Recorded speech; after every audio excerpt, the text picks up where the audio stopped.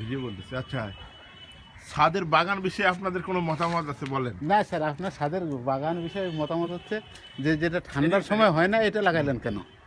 ঠান্ডার সময় এটা আমি আগে লাগাইছি, কারণ হচ্ছে কি এটা আগে লাগানো হয়েছে কারণে এত তাড়াতাড়ি ঠান্ডাটা নামার কথা ছিল না, তাহলে আরেকবার ফুল ফল আসতো। হ্যাঁ,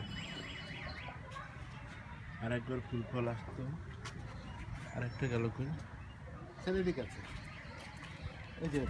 এই যে নিচে ধরেন কয়েকটা দেখতে হবে।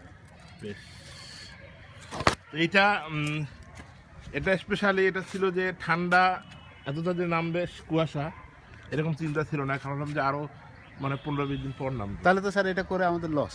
হ্যাঁ, সে কারণে চিন্তা ছিল যে দুবার যদি হয়ে যায়,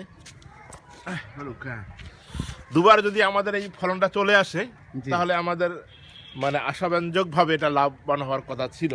জি, সেই জি। কারণে কিন্তু দেখা যাচ্ছে যে প্রকৃতির কি বলবো, প্রকৃতির যে এমন নির্মম পরিহাস, আমাদের কুয়াশাটা আগে আসার কারণে পাতাগুলো বিবন্ন হয়ে যাচ্ছে। তারপরে এতটুকু বলা যায়, না স্যার, বাজারে তারপরে বাজারে স্যার, যেহেতু 60 টাকা কেজি, বীজ নেওয়া হয়েছে মাত্র 10 টাকার, তারপরে বলা যায় যে এটা লাভজনক। কিন্তু 10 টাকার বীজ নিয়ে আর স্যার আরেকটা প্রশ্ন, আনুষঙ্গিক আমার কাছে প্রশ্ন, আনুষঙ্গিক খরচ এখানে নাই, কারণ কেন আনুষঙ্গিক খরচ আগেই মেরামত তৈরি করা ছিল, তার যেখানে লাগানো হয়েছে।